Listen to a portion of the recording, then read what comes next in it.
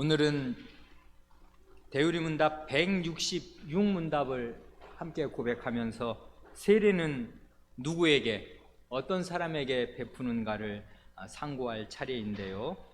그 교정된 본문을 알려드렸는데 다른 것이 없고 166문 맨 마지막 줄에 받아야 합니다 앞에 세례를 한마디 넣어서 세례를 받아야 합니다, 그 한마디를 첨가하시면 됩니다.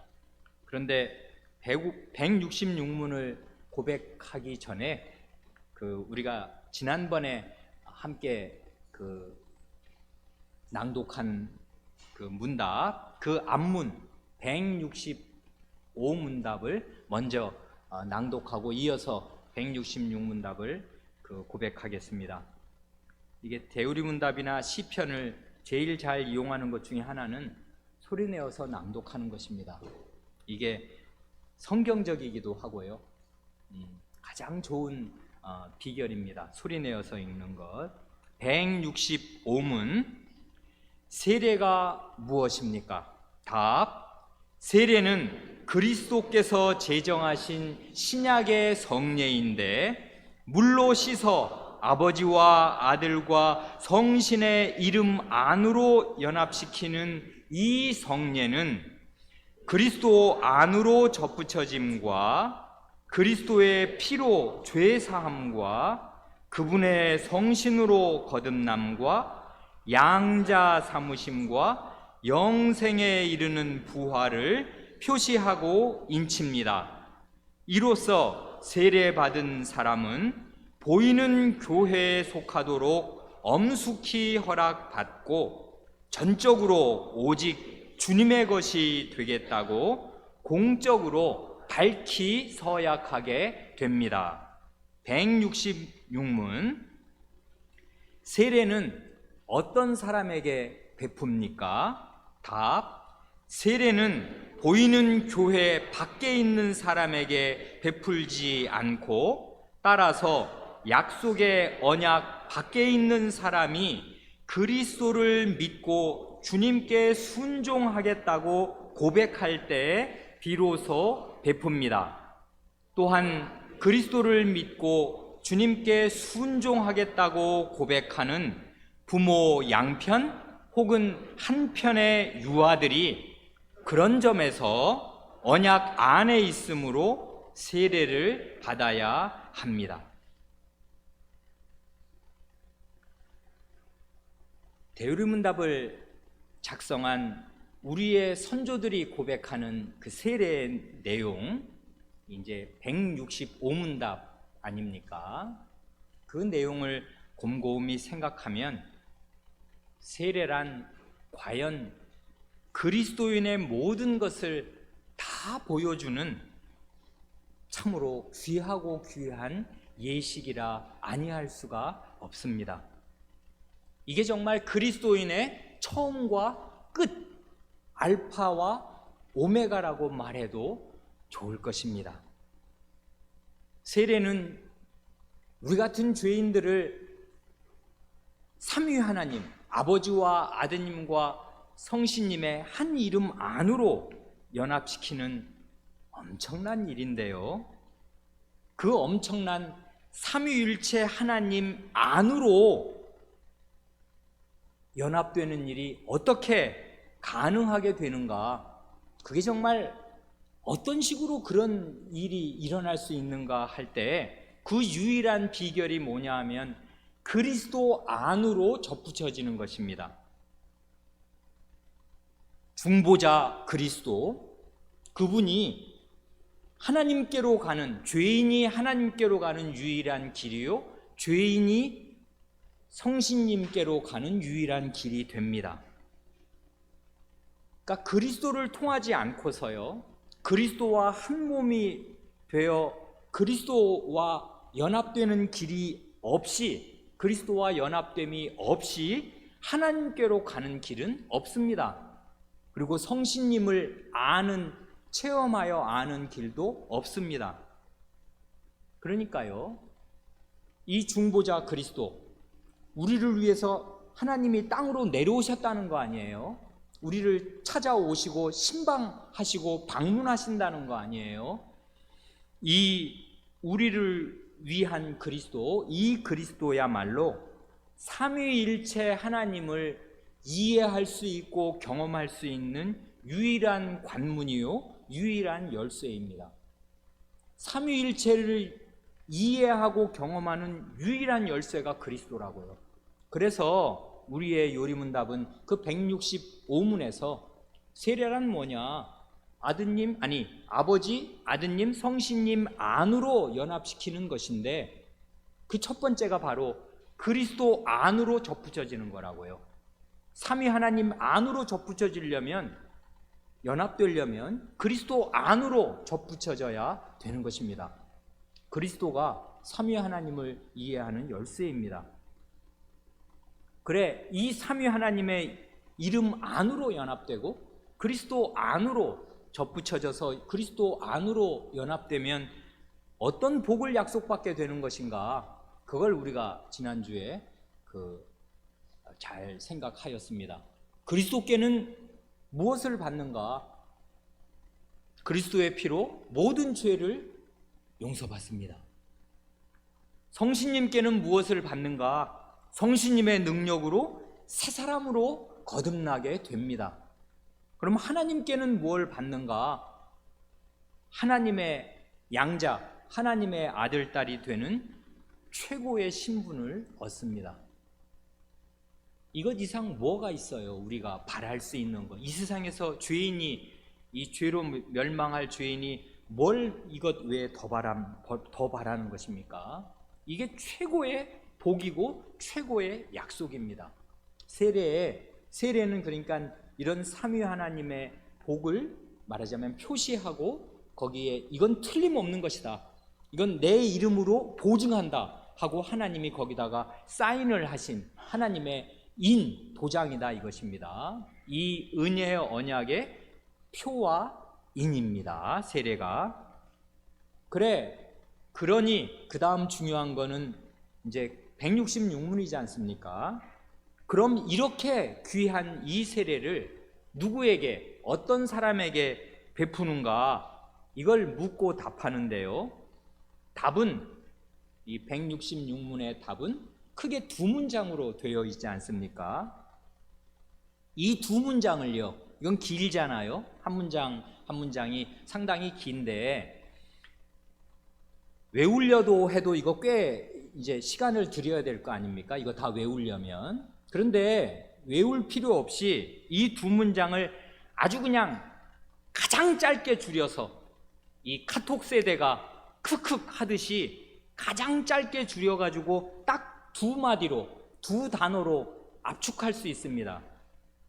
세례 누가 받아? 세례를 어떤 사람에게 베풉니까? 라고 물을 때 가장 짧게 대답하는 비결이 뭐예요? 답이 뭐예요? 누구든지 대답하실 수 있습니까? 두 단어, 신자와 신자의 자녀, 그것입니다. 이게 이 답의 두 문장의 요약이라고요. 첫 문장은 신자가 받는 거지, 두 번째 문장은 신자의 자녀가 받는 거지. 요렇게 세례는 누가 받는가? 세례를 누구에게 베푸는가? 신자와 신자의 자녀에게 베풉니다. 그런데요, 아니 그렇게 간단하게 말하면 될 거를 이러면 외우기도 좋고 얼마나 좋습니까? 쌈박하지 않습니까? 세례 어떤 사람에게 베풉니까? 신자와 신자의 자녀에게 베풉니다. 딱 떨어지잖아요. 그런데 그렇게 간단하게 말하면 될 거를 우리의 대의리 문답은 그 말을 길게 늘려서 두 문장으로 풀었었는데, 이걸 생각하면 생각할수록 이게 대단히 매력이 있습니다. 이게 굉장히 중요한 그 보관이 마음속에 있어서 이 간단한 두 마디를 길게 늘여 쓴 것입니다. 그걸 음미하면 이 대의리 문답의 진가를 알고 하나님 말씀의 그 진수를 우리가 조금 맛보게 될 것입니다. 먼저 오늘 성찬 받은 날이라 댁에 안 돌아가신 분도 꽤 많고, 점심 너무나 맛있는 음식 흔히 하는 말로 배 터지게 먹고 이제 집에도 안 가고 쉬지도 않았으니 지금 엄청 졸린 시간이죠. 아마 졸리신 분도 있을 것 같아서 반짝 퀴즈를 하나 드리고 싶습니다. 이건 아주 쉬운 건데요. 초등학교 이상이면 다 맞출 수 있는데 이걸 못 맞추면 초등학교 이하로 떨어지는 것입니다. 답의 첫 문장에서요. 두 문장이지 않습니까? 답의 첫 문장에서 보이는 교회 밖에 있는 사람, 이 사람과 동의어가 뭐예요? 이 사람, 보이는 교회 밖에 있는 사람과 같은 말이 뭐냐고요? 찾기 쉽죠? 뭡니까?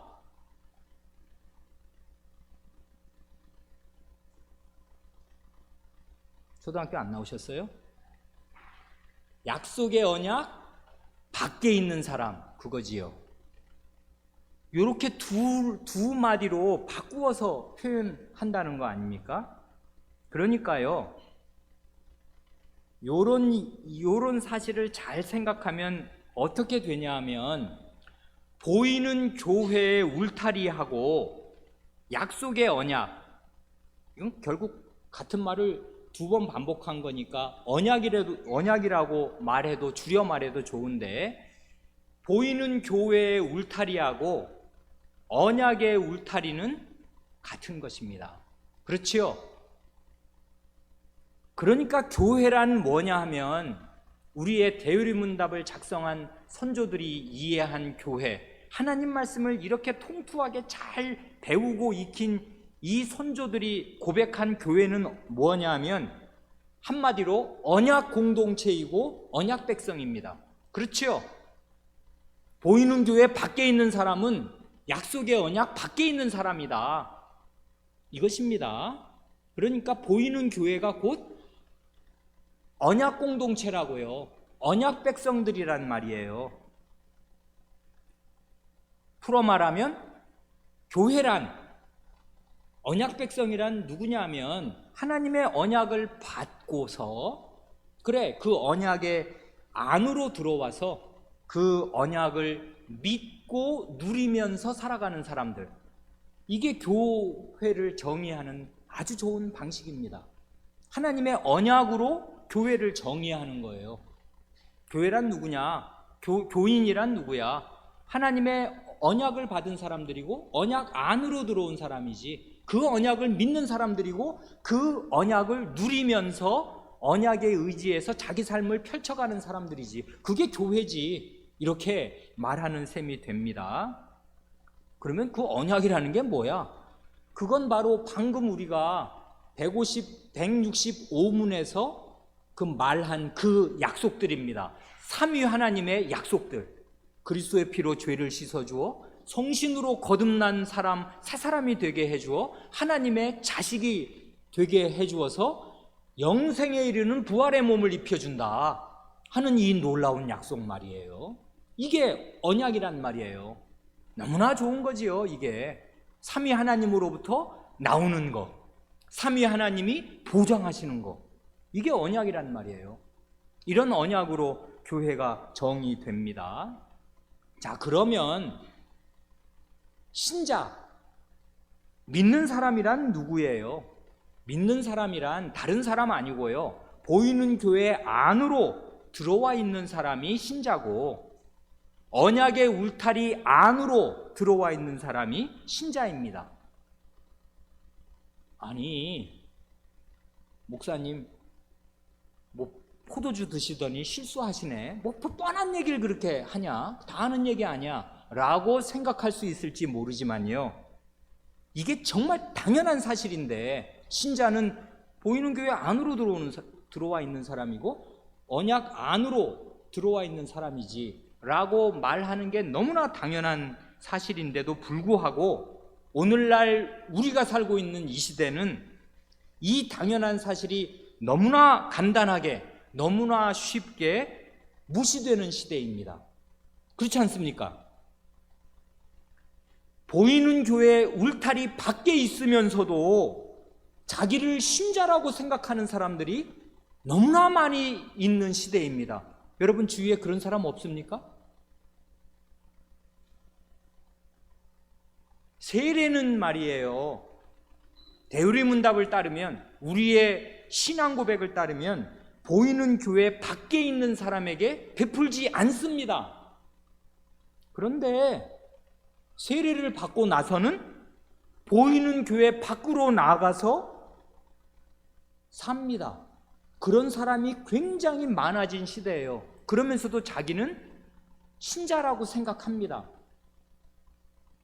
이런 희한한 시대가 되었습니다. 그렇게 사는 거, 세례를 받았어, 그러니까 나는 세례교인이야, 말하자면 이제 세례 받은 신자야 라고 생각하면서 보이는 교회 밖에서 자기 혼자 떨어져서 뭐 유튜브 틀어놓고 혼자서 집에서 예배드리면서 자기는 여전히 신자라고 생각하는 이런 사람들이 많아진 시대.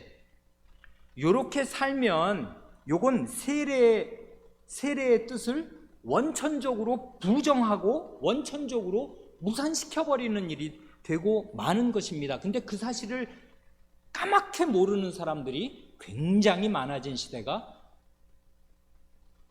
우리의 시대입니다. 우리의 자녀들이 이런 시대에서 살고 있다고요. 그렇지 않습니까?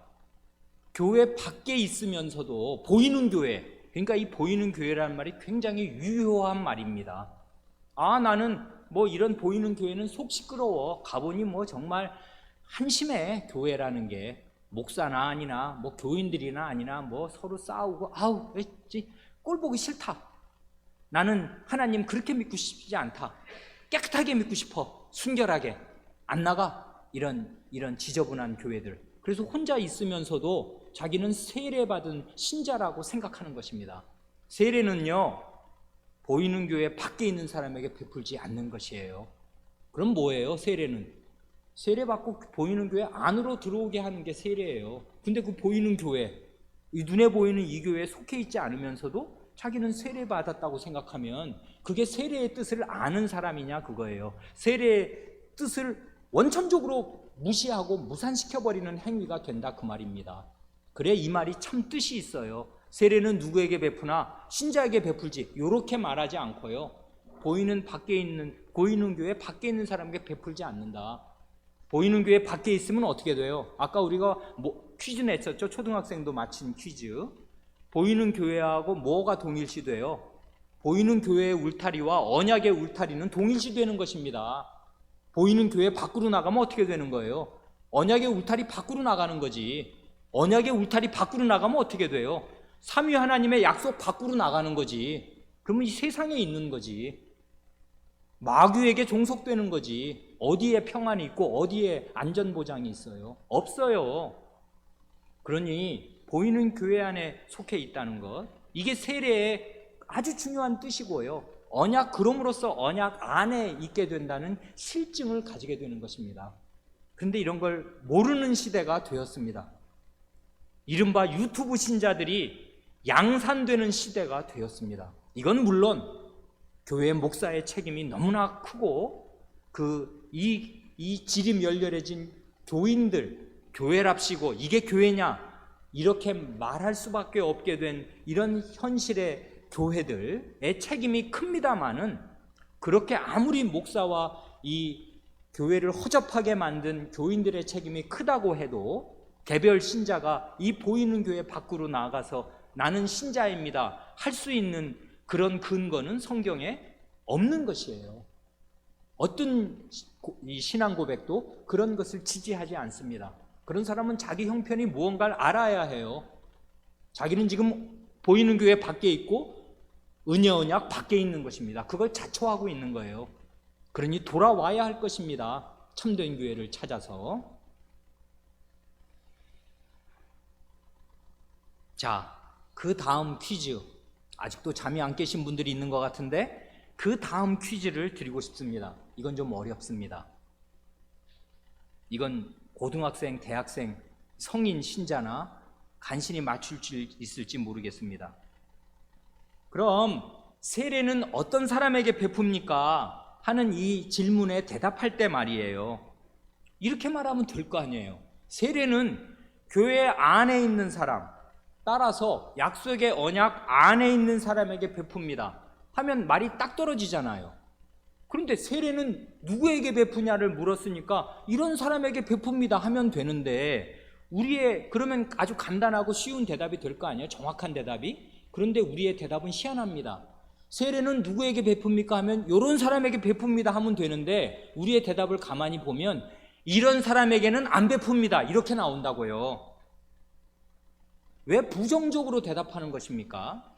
아니, 누구에게 베풀어? 그러면 이런 사람에게 베풀어 이렇게 대답을 해야 되는데, 이런 사람에게 안 베풀어요 라고 왜 말하냐고요. 이게 참 뜻이 있어요.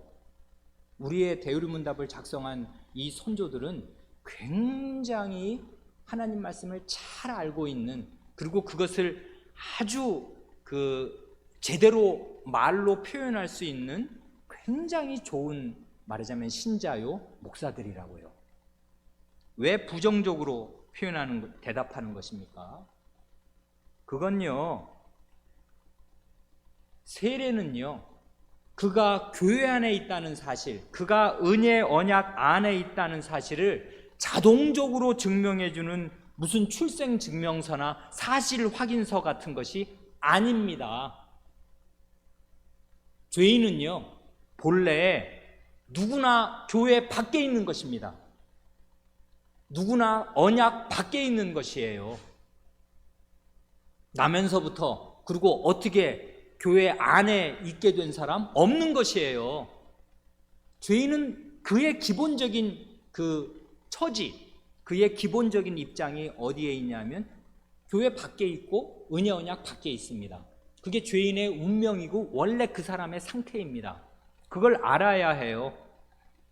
그래, 죄인이 교회 안으로 들어오는 길, 그럼으로써 은혜 언약 안으로 들어오는 길은 하나인데, 그게 뭐냐 하면 신앙 고백입니다. 우리 대우리문답의 답을 따르면 그가 그리스도를 믿고 주님께 순종하겠다고 고백해야 된다고요. 그래야 세례를 받고 교회 안으로 들어오고 언약 안으로 들어오게 됩니다. 이렇게 보면 아까 우리가 긍정적으로 이해해서 교회를 언약 공동체, 언약 백성이라고 아까 우리가 이제 이 답을 따라서 추론할 수 있었지 않습니까? 아주 정당하게. 이건 초등학생도 추론할 수 있는 추론으로, 교회는 뭐야? 언약 공동체지. 교회는 언약 백성이지. 이렇게 말할 수 있다면, 요 대답을 가만히 보면 교회는 또 뭡니까? 교회는요, 신앙 고백 공동체입니다. 신앙 고백을 한 사람들이 모여 있는 곳이라고요. 신앙 고백을 해야 교회 안으로, 은혜 언약 안으로 들어올 수 있습니다. 무슨 신앙 고백을 말하는 거예요? 그리스도를 믿어야지. 그리고 그리스도를 주님으로 믿고 순종해야지. 그리스도를 믿겠다. 그리고 그분을 나의 인생의 주인으로 모시고서 그분을 왕으로, 주인으로 그분의 말을 따르고 살겠다 하고 서약해야 됩니다. 이게 없으면 교회 안으로, 은혜 언약 안으로 들어올 수 있는 길이 없는 것입니다. 그러니까 교회는 언약 공동체이면서 동시에 고백 공동체입니다. 교회는 고백으로 뭉쳐 있어요. 이 고백을 빼면, 신앙 고백을 빼면 교회는 사실상 시체라고요. 요 두 개를 종합하면 어떻게 되는 거예요? 교회는 언약 공동체이고 신앙 고백 공동체이다. 이걸 당연히 여기서 추론할 수 있는데, 요 두 가지를 종합적으로 이해하면 세례는 어떤 사람에게 베푸는가를 묻고 답하는 이 166문답에서 빛나는 것이 뭐냐면 언약의 성격입니다. 언약의 성격이 무언가를 이런 부정적인 답변을 통해서, 첫 문장을 통해서 너무나 우리에게 생생하게 가르쳐 주어요. 그래, 이분들은 이 정말 구약과 신약, 이게 다 약속, 언약 아니에요. 옛날 언약, 새 언약, 이 구약과 신약을 잘 이해하고 있는 분들입니다. 어떤 거 말하는 거예요? 언약의 성격이란 뭐예요? 이것입니다. 언약의 성격이란 먼저 하나님의 은혜가 압도적으로 선언됩니다. 이게 첫 번째예요. 가장 중요한 것이고요. 너무나 좋고 너무나 복된 내용이 우리 위에 쏟아집니다. 은혜 언약. 이게 바로 복음이라고요. 굿뉴스, 복된 소식. 너무나 좋아.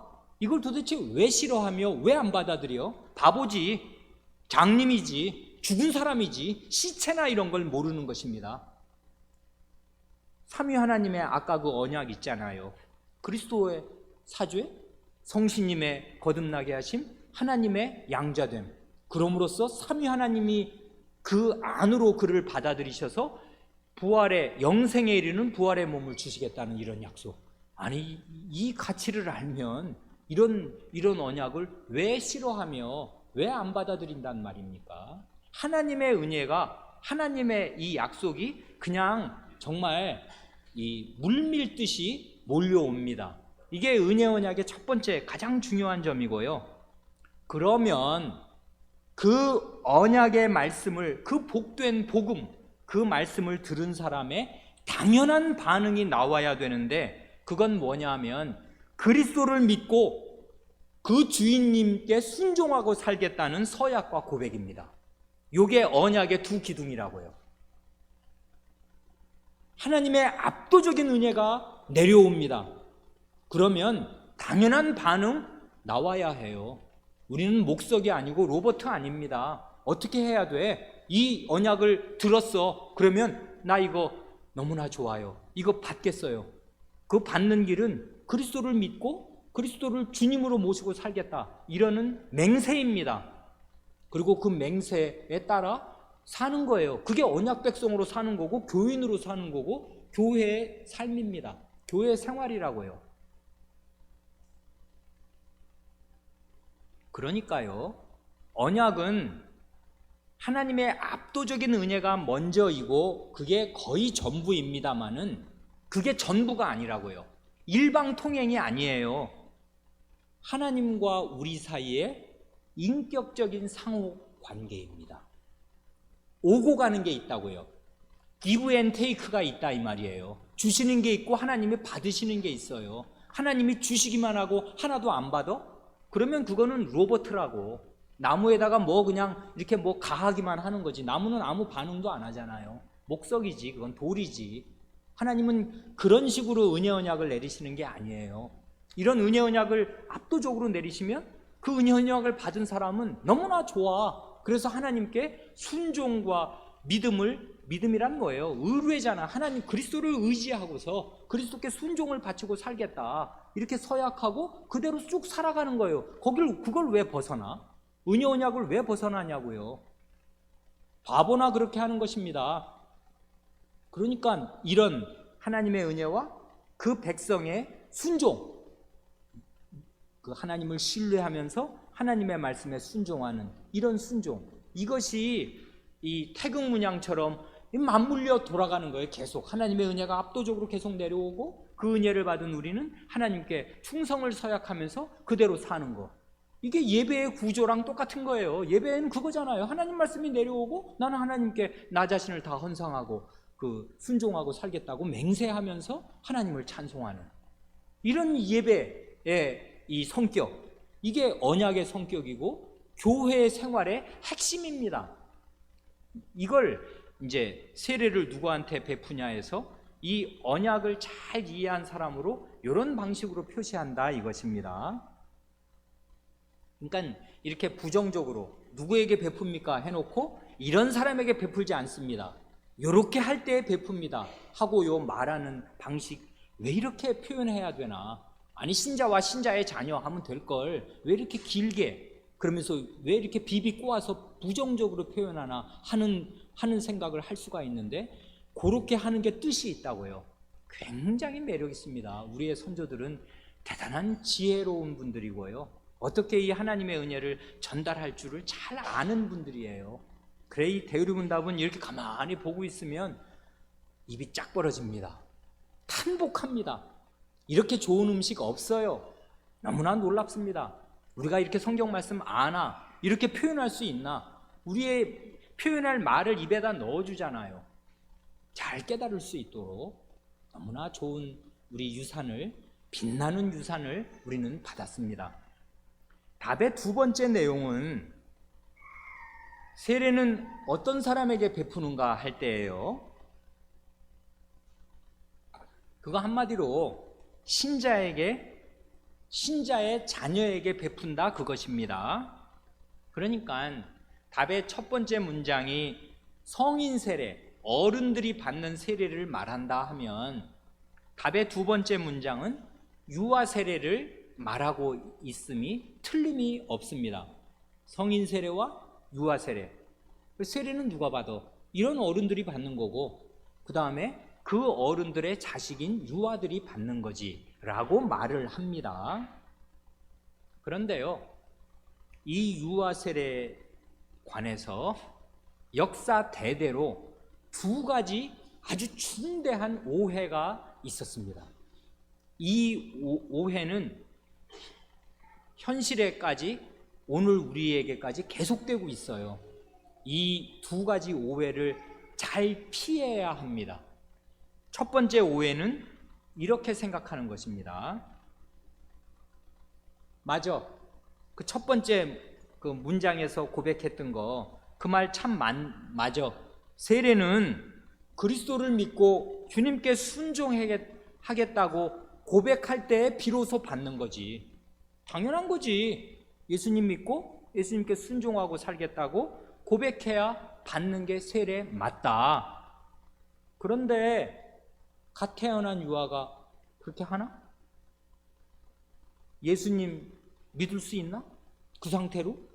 오늘 우리 유아 세례 받았는데 걔 지금 태어난 지 얼마 됐습니까? 한 달 됐습니다. 한 달. 걔는 지 엄마 아버지 이름도 몰라요. 하나님 하자도 몰라요. 믿기를 해? 고백할 수 있어요? 한마디도 못해요. 먹고 자고 싸우고밖에 하는 게 없어. 근데 이런 애한테 어떻게 세례를 베푸냐, 이렇게 생각하는 사람들이 있습니다. 그래, 유아 세례를 거부합니다. 이건 원래 세례의 뜻에 맞지 않다고 생각해요. 세례란 그리스도를 믿고 고백하는 사람에게 베푸는 것인데, 아니 이건 믿기를 해? 고백하기를 해? 할 수 없어. 그러니 걔는 커서 믿고 고백할 때 세례를 줘야 그게 맞는 거야. 그 어린 것한테 그냥 세례 베푼다는 게, 걔는 세례 받은 그 뜻도 모르고 받은 사실 자체도 이게 뭔 뜻인지도 모르는데 그렇게 세례 베푸는 게 그게 무슨 의미가 있냐? 그 종교 형식이고 희한한 일이지. 필요 없다. 유아 세례 폐지. 그거 하지 마. 라고 하는 교회가 있습니다. 침례교회.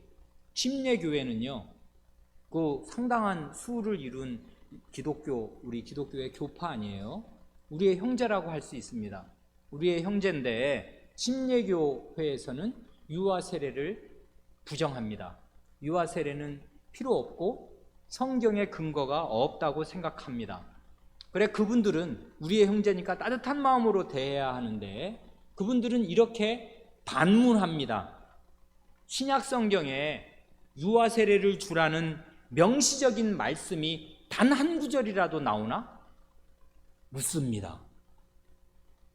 여러분, 신약 성경에 신자의 아이에게 세례를 주라는 말씀 단 한 구절이라도 나옵니까? 나온다고요? 그건 구약에 그 태어난 아이 8일 만에 할례주라는 말이 있지요. 그런데 신약에서는 할례주는 거 아니지 않습니까? 세례를 주는 것인데, 신약 성경에 난지 8일이 됐든 한 달이 됐든 유아에게 세례를 주라는 명시적인 말씀이 한 구절이라도 나오냐고요? 없어요. 없습니다. 그래, 그걸 얘기합니다. 같은 얘기를 또 이렇게도 말합니다. 신약 성경에 유아 세례를 베풀라는 명령이 안 나오는 건 그건 당연하고 안 나오고, 그러면 유아 세례를 베풀었다는 그 실제의 사실에 대한 보고, 그 실제의 예들이 신약 성경에 나오나? 어린 아이가, 갓 태어난 아이가 1살이 됐든 2살이 됐든 철부지 그 아이가 유아 세례 받은 그 실례가 성경에 나오나? 나옵니까? 그거 찾아가지고 오시면 아마 신학 박사가 될 것입니다. 센세이션하게 될 것입니다. 없어요. 없다고요. 그래, 그런 교회도 있는 것입니다. 유아세례 줄 필요 없고 주지 말아야 한다. 세례란 그리스도를 믿고 고백할 때 순종하고 살겠다고 입으로 고백할 만한 그런 나이, 그런 지식, 그런 믿음, 그리고 실제 고백, 그게 있어야 세례를 주는 거다. 그러니까 유아 세례는 주지 말아야 한다 하고 생각하는 사람들이 있습니다. 이게 첫 번째 큰 오해인데 이게 굉장한 오해입니다. 두 번째 오해는 이런 것입니다. 이건 우리 교인들이 빠지기 아주 쉬운 오해인데요. 신자의 자녀는 유아 세례를 받는다. 이렇게 말하니까 잘 들어보세요. 신자의 자녀이기 때문에, 믿는 나의 아이이기 때문에 당연히 내 아이는 유아 세례를 받을 자격이 있고 유아 세례를 받아야 한다 라고 생각하는 것입니다. 그게 왜 틀려? 아니 그런 거 아니야? 오늘 세례받은 그 부모들, 아니 내가 신자야, 신자 맞지? 나는 세례, 이제 신앙을 고백하고 세례 받았어. 나는 하나님 믿고 사는 거 맞아. 그런데 내 아내도 하나님 믿어. 그래가지고 우리 아내 사이에 아이를 하나님이 주셨어. 그러니까 신자의 자녀에게 세례를 주신다니까, 나와 내 아내가 신자니까 신자의 자녀가 당연히 세례 받을 수 있는 거 아니야? 이렇게 생각하는 것입니다. 맞습니까? 이 생각? 이게 바로 유대인들의 오해라고요. 예수님 시대의 유대인들의 오해. 구약 내내 하나님의 은혜 언약의 성격을 몰랐던 유대인들의 오해였습니다. 그게 오해의 핵심이 뭐예요? 나는 아브라함의 자식이다, 이것입니다. 혈통으로 아브라함의 내가 너와 내 후손의 하나님이 되리라 하나님이 말씀하셨는데, 아브라함에게 말씀하셨으니까 나는 아브라함의 자식이 맞지. 아브라함의 자식이니까 나는 당연히 할례를 받는 것이고 당연히 하나님 백성 되는 거지 라고 생각한 것입니다. 요게요, 여러분, 화투 치면 뭐 카드 놀이 하면 한 끗 차이라고 안 그럽니까? 요게 한 끗 차이예요. 요 잘못된 생각과 바르게 생각하는 게 삐끗하면 그게 한 끗 차이라고요. 그거 완전히 신락 같아요, 그 차이라는 게. 그러니까 아까 두 번째 오해라고 말했는데 그게 왜 오해지? 신자의 자녀니까 유아세례 받는 거 당연한 게 아닌가? 라고 생각할 수 있는데, 이렇게 되면 유대인의 그 정신 상태 쪽으로 가는 것입니다. 이게 은혜 언약에 대한 오해에서 나온 거라고요. 자, 그러니까 이제 생각을 잘 해야 되는데요. 첫 번째 오해, 아니 얘네들은 유아세례 주지 말아야 돼. 뭘 알아야 주지. 고백할 수 없는 아이는 유아세례를 주면 안 된다고 생각하는 그런 사람들의 생각과, 내 아이니까, 신자의 아이니까 당연히 유아세례를 받을 수 있다고 생각하는 요 생각은 상당히 반대적이죠. 하나는 유아세례 필요 없다는 거고, 하나는 꼭 받아야 돼. 내 아이니까 받을 수 있어. 신자의 아이니까 받을 수 있어 라는 생각은 굉장히 반대되는 것 같은데, 원래 극과 극은 통합니다. 어디서 통하냐 하면 은혜 언약의 성격을 모르는 무지에서 둘은 똑같아요. 그러니까 이쪽으로 갔다가 저쪽으로 갔다가, 시계추가 원래 오른쪽 왼쪽 왔다 갔다 하는 것 아닙니까? 시계추처럼 양극단을 왔다 갔다 하는 겁니다, 사람은. 그 가운데 핵심을 딱 붙들어야 되는데 이거 붙들기가 굉장히 어려워요. 그것의 핵심이 뭐냐면 은혜 언약에서 은혜의 방점을 찍어야 되는 것입니다. 이건 은혜 언약이라고요. 은혜 언약의 은혜라는 말을 잘 깨달으면 이 첫 번째 오해를 벗어나게 됩니다. 어떻게 해요? 이렇게요. 하나님께서요, 내가 너와 내 후손의 하나님이 되어주시겠다고 구약시대에 약속해 주셨어요. 아브라함에게 찾아오셔서, 그게 그러니까 창세기 17장을 잘 읽어야 하는데요, 그게 이제 우리 세례의 전신이라고 할 구약의 할례를 정해 주실 때 그 정황이잖아요. 그러니까 아브라함 99대 찾아오셔가지고 하나님께서 나는 전능한 하나님이라 너는 내 앞에서 완전하라, 나는 전능한 능력으로 내가 하는 언약 이루는 그런 존재지, 이런 나를 너는 전폭적으로 신뢰해야지, 그런 면에서 완전해야지, 거기에서 모자르면 너 뭐 되겠냐, 은혜 언약 백성답게 살 수 있는 거야? 안 되지. 내가 전능한 하나님으로 너에게 찾아오니까 너는 완전한 신뢰를 바쳐라 하실 그때 이 할례의 예식을 제정하여 주셨다고요. 그러면서 아직 태어나지도 않은 아이의 1년 뒤에 태어날 건데 이름을 지어주시고 너와 내 후손의 하나님이 되리라고 약속하여 주셨습니다. 그래, 이 하나님께서는 아브라함의 하나님이 되시고 아직 태어나지도 않고 이름을 미리 정해주신 이삭의 하나님이 되어주실 것을 약속하셨습니다. 하나님이 나의 하나님이 되시면 아까 우리가 165문답에서 말씀하신 그 삼위 하나님의 좋은 언약들이 쏟아져 오는 거예요. 하나님이 내 하나님이면 그거 다 내 거 되는 것입니다. 이런 은혜 언약을 누구에게? 신자와 신자의 자녀, 이런 하나님을 온전히 믿고서 그 앞에 엎드린 이 아브라함과 아브라함의 후손에게 약속하셨습니다. 이게 은혜 언약의 아주 은혜로운 내용이라고요. 그러니까 은혜라는 말을 잘 모르니까 그렇지, 은혜라는 말을 알면, 여러분, 성인 세례는 당연하고 유아 세례는 부당한 것 같습니까? 아니, 성인 세례가 당연해요? 죄인이 이런 하나님의 은혜를 받는 게 당연해요? 어디요? 하나님의 은혜에 1000만분의 1도 받을 자격 없습니다. 어떤 죄인이라도. 아담 이래의 모든 사람은 이런 은혜 받을 자격 털끝만큼도 있는 사람 없어요. 이건 하나님의 그냥 전적인 압도적인 은혜 자체일 뿐입니다. 그러니까요, 성인 세례나 유아 세례나 그 근거는 하나님의 그냥 압도적인 은혜예요. 하나님이 죄인을 불쌍히 여기셔서 네 죄를 내가 떠안을게, 내가 널 구원해 줄 거야 라고 찾아오시는 게 은혜 언약인데, 성인은 그거 받을 자격 있나? 없어요.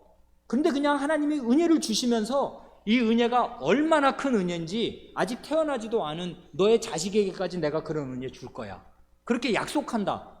이러니 은혜가 2배, 3배가 되는 것입니다. 그 의미를 생각하면 10배가 되는 것이에요. 아니, 나 구원해 주셔도 이건 감당을 못할 은혜인데, 아니, 아직 태어나지도 않은 내 아이에게까지 이런 은혜를 주시겠다고 그냥 일방적으로 약속해 주신 거, 이건 기도한 게 아니에요. 바란 게 아니라고. 사람이 어떻게 바래 이런 은혜를. 그런데 하나님이 그냥 이렇게 주시겠대요. 그러니까 창세기 17장을 읽으면, 와, 하나님은 정말 모든 은혜의 하나님이시구나. 신자와 신자의 자녀에게 하나님이 되어주시겠다고 그냥 약속하여 주십니다, 일방적으로. 그러니 그 약속의 표로 할례를 행하래요. 그러면 할례를 해야 돼, 안 해야 돼? 안 하면 바보지. 왜 안 해요? 그러니까 태어난 아이에게 할례를 행하고, 너 하나님의 은혜가 너한테 이렇게 왔어, 하나님이 약속하셔서 내가 그거 들었어 하고서 그 아이에게 계속 이 은혜를 전달해 주는 것입니다. 그 아이가 알든 모르든 하나님의 이게 은혜의 확실한 약속이란 말이에요. 그러니까요, 따지고 보면 이건 은혜 언약이기 때문에, 은혜이기 때문에 성인이나 유아나 상태는 똑같은 것이에요. 하나님 앞에 아무것도 받을 자격 없어요. 그런데 하나님께서 그냥 쏟아부어 주시는 것입니다. 그러니 우리 어른도 죄인이 하나님의 은혜를 받고 세례를 받을 때, 아이고, 내가 이렇게 신앙 고백했으니 세례 받을 자격이 있지, 나 세례 주시오 고백했잖아, 이렇게 하는 사람 세례 받겠습니까? 그런 마음 태도로는 세례 못 받아요. 안 그렇습니까? 아, 이런 죄인에게 어찌 이런 은혜를, 아니 왜 도대체 하나님이 왜 이런 은혜를 나에게 베푸신단 말인가?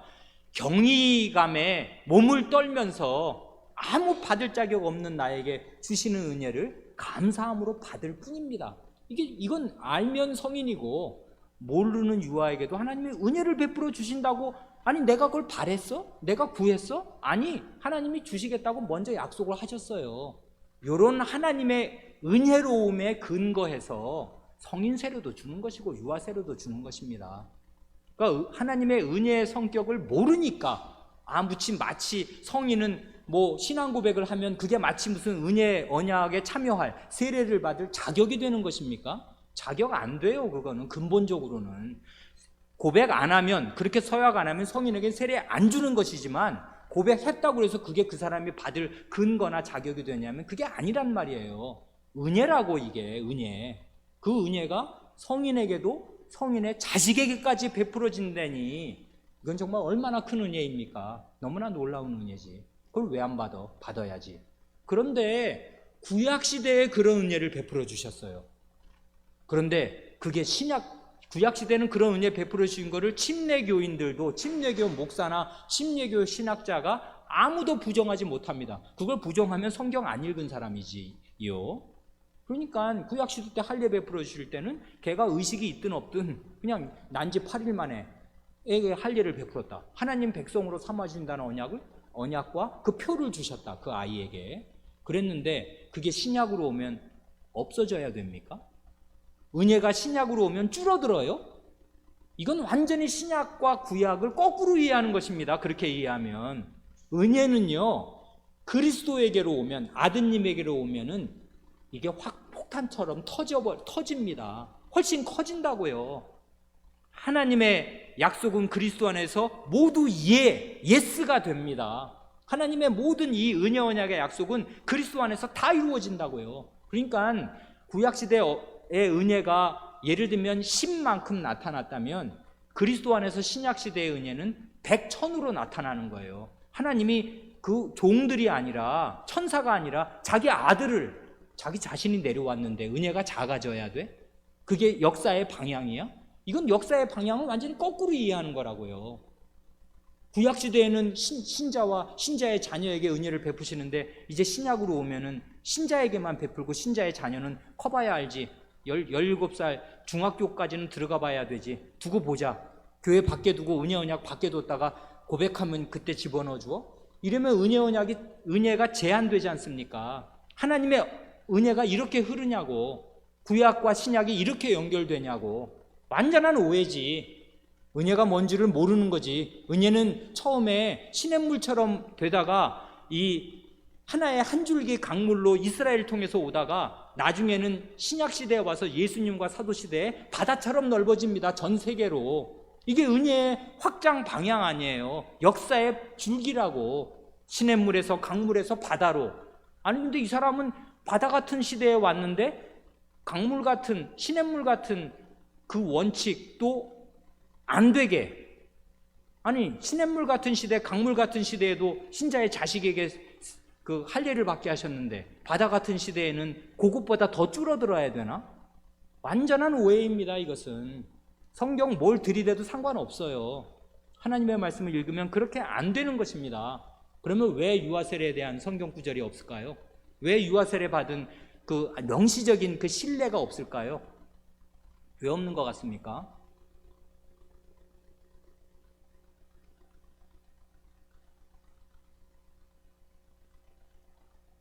너무나 당연하기 때문에 없는 것입니다. 이건 쓸 필요가 없는 거예요. 명령할 필요가 없다고요. 이거는. 아니 그걸 다 알고 있는데 왜 명령을 해? 그건 너무나 당연한 것입니다. 말하지 않아도 다 알아요. 구약시대 사람 다 알고 있었는데 그걸 왜 굳이 명령을 해야 돼? 명령해야 하나? 다 알아요. 이건 아주 좀 치사한 방법이지만 그런 똑같은 논리를 반대할 수 있는 반대 논리는 너무나 많아요. 성경에 여성에게 성찬 베푼 명시적인 증거 여러분 찾을 수 있습니까? 있어요? 그럼 갖고 와 보세요. 없어요. 그럼 여성은 성찬 받으면 안 돼요? 신약 성경에 여성은 성찬 받으라는 명시적인 말씀도 없고 그런 증거가 없으면 여성에게는 성찬 베풀면 안 됩니까? 그런 거 없다고요. 그러니까 하나님 말씀은 하나님 말씀이 뭐라고 말씀하냐, 그런 신뢰가 있냐 없냐를 찾는 태도는 참 좋은 태도지만 전체적인 흐름과 맥락을 잘 이해한 터 위에서 명령을 찾고 이해하는 게 중요한 거지. 이런 전체적인 흐름과 맥락을 싹 벗어 던지고 나서 여기 유아세례 명령 어디 있어? 신뢰 어디 있어? 없잖아. 그러니까 주면 안 돼. 이렇게 생각하는 것은 총맹관이 같은 것입니다. 이건 오해라고요. 오해. 하나님의 은혜의 흐름에 대한 오해. 너무나 당연한 건 말 안 해도 다 아는 것입니다. 그리고 이것을 뒷받칠 만한 그래서 여러분 여기 보면 증거성구, 그 두 번째 문장에 대한 증거성구들 많이 달려 있잖아요. 그게 어떤 것도 직접적인 증거성구는, 유아세례에 대한 증거성구는 되지 못해요. 그렇지만 이런 은혜의 방향을 충분히 입증할 만한 굉장히 그 든든한 그 증거성구들이 됩니다. 그걸 보면 오늘 우리가 읽은 구절들이 그런 거지 않습니까? 이 약속은 너희와 너희 자녀와 모든, 여기 베드로가 오순절 첫날, 그러니까 오순절, 신약의 첫 오순절 날 첫 설교를 할 때, 신약시대 첫 설교를 할 때 너희가 회개하여 각각 예수 그리스도의 이름으로 세례를 받고 죄 사함을 얻어라. 그러면 성신을 선물로 받는다. 이 약속은 너희와 너희 자녀와 모든 먼데 사람 곧 주 우리 하나님이 얼마든지 부르시는 자들에게 하신 것이라. 이렇게 말하면서 너희뿐 아니라 너희 자녀를 거기다 넣어요. 그리고 심지어는 모든 먼데 사람, 유대인이 아닌 우리 같은 먼데 있는 이방인까지를 거기 넣어서 말씀하신다고요. 자녀가 거기 들어간단 말입니다. 이걸 왜 자녀를 넣어요? 이건 구약을 알고 있는 사람으로 너무나 당연한 것입니다. 여러분이 신자가 되시면, 예수 그리스도를 믿고 세례를 받으시면 여러분의 자녀에게 그 약속이 가는 것이에요. 이게 하나님의 은혜라고요. 구약 시대부터, 아브라함 시대부터 너무나 혁혁하고 너무나 분명하게 천명된 하나님의 원칙입니다. 하나님의 은혜의 원칙이라고요. 자, 그러니까 이제 첫 번째 오해는 우리가 여기에 뭐 빠지는 사람은 별로 없으니까 상관없는데, 두 번째 오해는 이런 거라고요. 아니 그러니까 맞아, 신자의 자녀가 유아세례 받는 거지. 그러니까 내 자녀니까 유아세례 당연히 받을 수 있는 거 아니야? 목사님, 이거 제가 신자, 우리 교회 교인인데 이 아이 유아세례 주세요. 당연한 거 아니에요? 이렇게 권리처럼 생각하면 이게 완전한 오산이라고요. 이게 유대인들이 이게 여러분 한 끗 차이입니다. 신자의 자녀니까 유아세례를 받는다가 아니에요. 하나님의 은혜가 있으니까 그 은혜를 힘입어 유아세례를 받는 것일 뿐이라고요. 내 자녀니까 유아세례를 받아? 그러면 네가 뭔데? 네 새끼니까 유아세례를 받아. 이렇게 돼야 되는 것입니다. 너는 죄인이야. 너 자신도 하나님의 은혜 안으로 들어올 수 없었어. 그런데 너는 죄인을 낳았어. 그런데 네 자식이니까 유아세례를 얘가 받을 수 있는 무슨 자격이 있어? 없어요. 없다고요. 그러니까 신자의 자녀니까 당연히 유아세례를 받을 수 있냐면 그게 아니라고요. 요걸 유대인들이 모른 것입니다. 하나님의 은혜에 대한 오독이에요. 오해. 내가 너와 내 후손의 하나님이 되리라 하시는 말씀이 있습니다. 틀림없지요. 너와 내 후손의 하나님이 되어주신대요. 그러면 어떻게 생각해야 되냐면, 얘는 내 아이니까 하나님의 백성이 되는 것입니까? 그게 아니라고요. 하나님이 그렇게 너무나 넘치는 은혜를 베풀어 주셨으니까 얘도 하나님의 백성이 되는 것입니다. 안 그래요? 얘가 내 자식이니까 하나님의 백성이 될 수 있어요? 없다고요. 근데 유대인들이 여기서 이걸 오해했어요. 너 아브라함과 너 아브라함의 후손의 하나님이 되리라 하니까 나는 아브라함의 후손이야. 당근 하나님의 백성이지. 이렇게 논리가 된 거예요. 이건 맞는 논리 같지 않습니까? 완전히 틀린 논리예요. 왜 틀렸어요? 하나님의 은혜를 빼먹고 인간의 자격을 거기다 갖다 집어넣었어요. 무슨 자격? 나는 아브라함의 자식이니까 하나님 백성이고 하나님 나라 들어갈 수 있는 거지. 이렇게 된 것입니다. 사람은 왕왕 이렇게 돼요. 이걸 그냥 한마디로 말하면 뭐가 되냐면 은혜를 권리로 둔갑시키는 것입니다. 인간은 늘 그래요. 어떤 인간이든지 다 요렇게 생각이 돌아가요. 여러분 교회 오고 나면 나 성찬 회원인데 왜 나한테 성찬 안 줘? 성찬 받는 게 여러분의 권리입니까? 물론 권리도 됩니다. 그러나 그걸 주장할 수 있는 권리냐고요? 안 된다고요. 어떤 경우에도 죄인인데 무슨 권리가 어디 있어? 죄인은 간다면 지옥 갈 권리밖에 없는 것이에요. 그런데 하나님이 우리에게 그런 은혜를 쏟아부어 주신다고, 그리고 심지어 내 죄인인 육에서 난 것은 육이요. 나는 육입니다. 타락한 전인, 타락한 죄인이라고요. 이런 내가 자식을 낳았어. 얘는 날 때부터 죽어마땅한 죄인입니다. 무슨 희망이 있어요? 아무 희망도 없어. 그런데 하나님이 나를 구원해 주실 뿐 아니라 내 자식까지 구원의 약속을 베풀어 주시겠대. 하나님의 은혜에 감복하고 감사해서 내 아이가 하나님의 은혜 때문에 하나님의 백성이 되고 하나님의 은혜 언약의 울타리 안에 있게 되는 것일 뿐입니다. 그러니까 이건 시선의 방향이 중요한 건데요. 하늘을 봐야 돼요. 하나님의 은혜를 봐야 돼요. 하나님의 은혜 때문에 이렇게 됐다고 생각하고 생각이 늘 거기에 있는 사람은 자기 자랑을 다 버리고 하나님께 감사하게 됩니다. 그리고 하나님의 은혜를 의지하게 된다고요. 그런데 생각이 조금 삐딱해지면 같은 말씀을 유대인들이 하나님 말씀 몰랐습니까? 다 외워요, 랍비들은. 근데 어떻게 이걸 이해하는 거야? 너와 내 후손의 하나님이 되리라. 그러면 나는 아브라함의 자손이니까 아브라함의 그 후손의 하나님이 되어주신다고 하니까 아브라함의 자식이니까 당연히 나는 하나님 백성 되는 거지. 당연히가 어디 있어요? 그래서 그 사람들이 나중에 혈통으로 하나님 백성 되는 것으로 오해하게 된 것이에요. 그걸 까놓고 얘기하지 못하니까 그렇지, 까놓고 얘기하면 나는 아브라함의 자식이니까 하나님 백성 될 수 있는 것입니다. 아브라함의 자식이면 하나님 백성 자동으로 되는 것입니까? 어림도 없어요. 어떻게 돼요, 하나님의 백성이? 근데 하나님이 너와 내 후손의 하나님이 되어주시겠다고 약속하셨어요. 이게 은혜예요. 이 은혜를 붙드는 것입니다. 이 은혜는 내가 뭐 구해서 받은 것도 아니고 하나님이 그냥 주시겠다고 하셨어요. 이걸 내가 왜 거부해? 당연히 받아야지. 그리고 너무나 감사해. 그래서 나와 내 자식이 이런 하나님의 은혜에 감사하며 살자. 여기에서 멈추어야 합니다. 내 자식이라, 신자의 자식이라 유아세례 받을 수 있다? 받는다? 천만의 말씀이에요. 이런 오해를 하면 안 됩니다. 이 두 가지 오해는 다 똑같은 오해예요. 받을 수 없다든지 받을 수 있다든지 아무리 생각해도 다 헛것입니다. 뭘 놓치기 때문에요? 하나님의 은혜를 놓치기 때문에 다 헛것이라고요. 그래, 유아세례를 받게 하신 여러 부모님들, 이 사실을 잘 기억하십시오.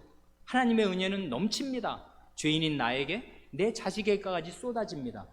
이런 은혜를 베풀어 주셨어요. 이런 은혜를 간곡하게 붙드는 그 사람이 어떻게 되냐면 그 자식이 다 커서 죄대로 갑니다. 방황하고 교회 안 나오고 은혜 언약 밖으로 뛰쳐나가요. 그래도 하나님의 은혜를 끝까지 믿고 의지합니다. 얘가 내 자식이니까 죄인이 죄를 지을 수밖에 없는 거지. 뻔해요. 불신에 놀라지 않습니다. 믿음에 놀랍니다. 하나님께서 은혜 언약을 베풀어 주신 그분을, 그 은혜를 의지하고 끝까지 하나님의 은혜를 바란다고요. 그리고 눈을 감는 것입니다. 이게 하나님의 은혜 언약을 제대로 이해한 사람의 반응이라고요. 오직 은혜, 솔라 그라치아, 오직 은혜입니다. 우리의 대우리 문답은 그걸 가르쳐 줘요. 너무나 좋습니다. 기도드리겠습니다.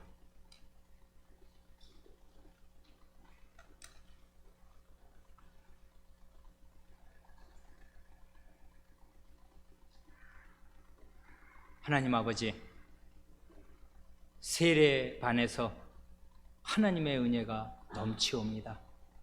하나님께서는 이 세상 역사를 경영해 가실 때 신자와 신자의 자녀를 재료로 쓰셔서 하나님 백성을 많게 하시고, 그게 하나님의 백성이므로 어려서부터 언약 밖에, 교회 밖에 있다가 신앙 고백을 한 뒤에 비로소 교회 안으로, 언약 안으로 들어오게 하지 않으시고 처음부터 하나님의 자식의 신분과 위치에서 하나님의 말씀으로 철저하게 양육을 받아 20년 그 이상을 자라게 하시려고, 그래서 하나님 나라가 부실하게 되지 않고 맨날 전도받아서 나중에 들어온 그런 사람들, 이미 자기 생각으로 다 굳어진 그런 못된 죄성들이 뿌리 박힌 사람들로 하나님 나라가 가득 차지 않게 하시고, 어려서부터 하나님 백성 된 위치에서 부모의 기도 속에서 부모와 함께 기도하고 부모가 위하여 기도하는 그리고 매일같이 하나님의 말씀을 앉으나 서나 누웠을 때나 일어났을 때나 모든 기회를 타서 가르치는 그런 철저한 교육을 받게 하시면서 하나님의 은혜가 어떻게 우리의 모든 것을 이끄시고 규정하시는지를 뼛속 깊이 배우게 하시는 그런 사람들이 하나님의 집안에서, 하나님의 교회 안에서 양육받게 하셨사옵니다. 이런 방식으로 하나님 나라를 확장시켜 가시려고 신자와 신자의 자녀의 하나님이 되어주시겠노라 은혜 언약을 내려주셨사오니 저희가 그런 하나님의 마음을 잘 깨달을 수 있게 하여 주시고 은혜 언약이 왜 은혜의 언약인가를 잘 이해할 수 있게 하여 주시옵소서. 그러므로 세례에 대하여, 성인 세례든 유아 세례에 대하여든 바르게 깨닫고 이해할 수 있게 하시고, 그러므로 하나님의 은혜에만 소망을 두고 그 은혜를 붙잡고 의지할 수 있게 하여 주시옵소서. 세례의 참뜻과 성찬의 참뜻을 저희에게 계속하여 밝히 가르쳐 주시옵소서. 우리 구주 예수님의 이름으로 기도하옵니다. 아멘.